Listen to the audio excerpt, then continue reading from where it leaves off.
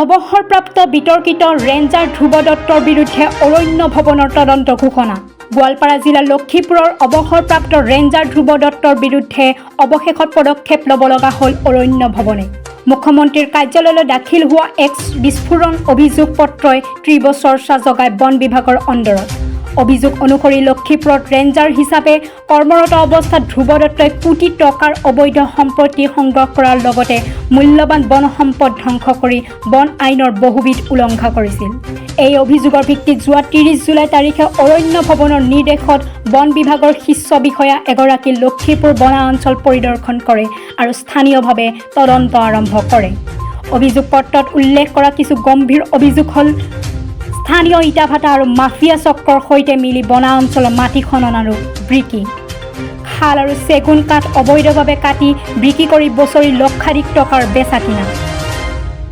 কেৱল এবছৰৰ ভিতৰত প্ৰায় 30ৰ পৰা 40 লাখ টকা অবৈধভাৱে সংগ্ৰহ কৰাৰ অভিযোগ, যাৰ 60% টকা DFO তেজাক মৰিস্বামীক দিয়াৰ অভিযোগ। কাঠ মিল, অবৈধ কাঠৰ বাহন পঠিওৱাৰ পাম্প, JCB আৰু ট্ৰেক্টৰৰ ব্যৱহাৰৰ জৰিয়তে বন ধ্বংস।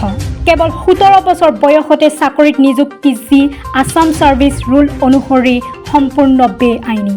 চৰকাৰী কোৱাৰ্টাৰ বিক্ৰী কৰি ব্যক্তিগত লাভ অৰ্জন, বন বিভাগৰ অনুমতি অবিহনে কাঠ বিক্ৰী আদি কেইবাটাও অভিযোগেৰে অভিযোগকাৰীসকলে দাবী কৰিছে। এই অপৰাধমূলক কাৰ্যকলাপৰ বহুতো প্ৰমাণ থকাৰ পিছতো বিগত দিনত কোনো ব্যৱস্থা কৰা নহ'ল। সেয়েহে এইবাৰ পুনৰ মুখ্যমন্ত্ৰীক জনসাধাৰণৰ স্বাৰ্থত এক নিৰপেক্ষ তদন্তৰ দাবী জনোৱা হৈছিল। তাৰ পিছত গা লৰিল অৰণ্য ভৱনৰ। ইতিমধ্যে CR 548/2024 নম্বৰৰ অধীনত গোৱালপাৰা CJM আদালতত আইনী গোচৰো ৰুজু কৰা হৈছে। লক্ষীপুৰ যিটো ৰেঞ্চৰ আণ্ডাৰত ধ্ৰুৱ দত্ত বনৰক্ষীয়ে ব্যাপক ধৰণৰ এই বনধ্বংস কৰিছিলে আৰু তাৰ বিৰুদ্ধে যেতিয়া অভিযোগ কৰে তেতিয়া সি খিলঞ্জীয়া মানুহেই হওক বা আমাৰ ইয়াত থকা মানুহবিলাকক ভয় ভীতিগ্ৰস্ত কৰি কিছুমানক জেলত দিয়াৰ ভয় দেখুৱাইছিলে।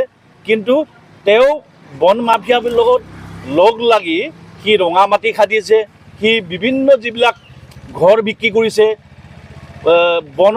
বন বিভাগৰ বহুত তেনেকুৱা সি অনিষ্ট কৰিছে, যাৰ ফলত খিলঞ্জীয়া ৰাইজে বিৰোধিতা কৰি ইয়াত আমি CMক এটা অভিযোগ দিছিল আৰু সেই অভিযোগ অনুসৰি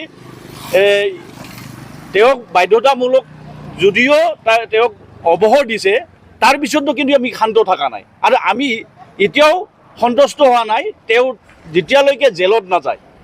যাৰ ফলত আমি বাৰম্বাৰ কৈ আছিলোঁ আৰু অসমৰ মুখ্যমন্ত্ৰীয়ে এতিয়া তেখেতক তদন্ত কৰাৰ কাৰণে আমাৰ অৰণ্য ভৱনৰ পৰা আজি ইয়াত উপস্থিত হৈছে। আমাৰ লক্ষীপুৰ ৰেঞ্চৰ আণ্ডাৰত বিভিন্ন অঞ্চলত আমি অভিযোগ কৰা মতে কিছুমান জেগাত সময়ৰ অভাৱ যদিও হয়, সৰজমিন তদন্ত কৰাৰ কাৰণে বিভিন্ন জেগাত গৈছে। আমি দুটামান জেগাই পাইছে আৰু বহুত জেগা আছে চাবলৈ। গতিকে আমি ভাবোঁ অতি শীঘ্ৰে এই সৰজমিন যিটো তদন্ত হ'ল এইবিলাক গোটেই চাই পেলাই এই ধ্ৰুৱ দত্তৰ বিৰুদ্ধে যিটো তদন্ত হ'ব আৰু তেখেত নিশ্চয় জেলত যাব বুলি আমি আশা কৰিছোঁ। অন্যথা আমি আকৌ আৰু যদি তেখেতৰ বিৰুদ্ধে কোনো ধৰণৰ যদি ব্যৱস্থা নহয় আৰু আমি চাকৰিৰ কিবা এটা গণ্ডগোল থকা বুলি কেনেকুৱা সেইটো চাকৰি গণ্ডগোল হ'ল তেখেত যেতিয়া বয়স আছিল সেই বয়সত তেওঁ চাকৰি পোৱা নাছিল। সেইটোতো তদন্ত হ'ব লাগে। সেইবিলাক চাকৰিৰ ক্ষেত্ৰতো তদন্ত হওক, আমি সেইটোও বিচাৰিছোঁ।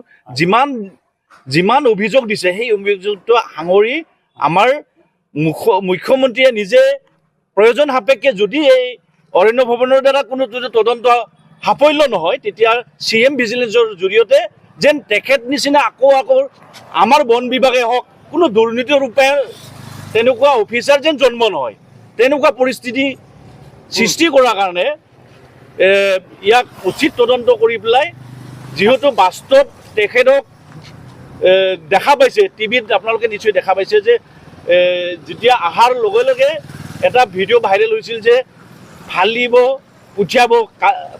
পঠিয়াব মিলত নাৰাখিব তেনেকুৱা ধৰণৰ আমি খালি ডিঅ'পক মেনেজ কৰোঁ ওপৰলৈকে মেনেজ নকৰোঁ তেনেকুৱা বিভিন্ন ধৰণৰ ভাইৰেল হৈছে পইচা লোৱা ভিডিঅ' ভাইৰেল হৈছে।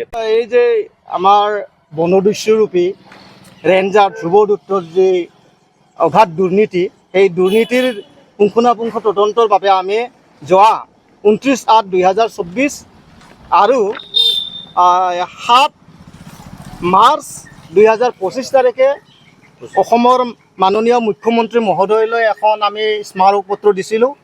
এই বনদস্যুৰূপী ৰেঞ্জাৰ ধ্ৰুৱ দত্তৰ বিৰুদ্ধে তদন্ত কৰিবলৈ যে তেখেতৰ যি অগাধ দুৰ্নীতি এই অঞ্চলত বালি খনন ৰঙামাটি খনন আৰু কাঠফলা মিল বহুৱাই যি অবাধ বন ধ্বংস কৰিছে তাৰ ওপৰত ব্যৱস্থা গ্ৰহণ কৰিবলৈ আমি তদন্ত কৰাৰ বাবে স্মাৰক পত্ৰ দিছিলোঁ। সেই স্মাৰক পত্ৰৰ দি আজি PCCF অফিচৰ পৰা অৰণ্য ভৱনৰ পৰা আমাৰ লোৱাৰ আছামৰ ফৰেষ্ট ডিপাৰ্টমেণ্টৰ হেড DCF ছাৰে আজি আহি চৰজমিন তদন্ত কৰিছে। আমাৰ গোটেইবিলাকৰ অভিযোগকাৰীসকলৰ ষ্টেটমেণ্টবিলাক লৈছে। তেখেতসকলে গোটেইখিনি যিহেতু কিহত যাব নোৱাৰিলে সময়ৰ কিহৰ কাৰণে তাকৰ কাৰণে সেইকাৰণে আমি তেখেতক পেন ড্ৰাইভ এটা দিছোঁ। তাত সমস্ত পুংখানুপুংখ গোটেই তথ্য পেন ড্ৰাইভত দিয়া আছে।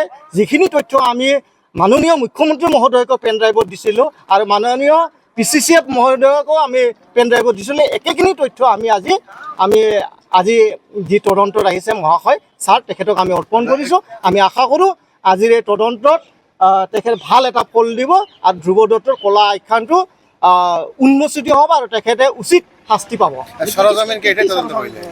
সৰজমিন তদন্ত কৰিলে এই যি ৰঙামাটি খনন এই স্পটত তেখেতে গৈছে এই কুমাৰখালী বৰদল তাতে গৈছে আৰু এই নিশ্চয় ধ্ৰুৱ দত্তৰ বাধ্যতামূলক অৱসৰ হৈছে আগতে। হয়, ধ্ৰুৱ দত্তৰ যি বাধ্যতামূলক অৱসৰ হৈছে এই আমি যি আগতে তেখেতৰ দুৰ্নীতিৰ বিৰুদ্ধে নিৰবিচ্ছিন্নভাৱে 10 দিন আমি একেৰাহে আন্দোলন কৰিছিলোঁ। সেই আন্দোলনৰ কিহত সেও মানি চৰকাৰে বাধ্যতামূলক অৱসৰ দিছে আৰু এই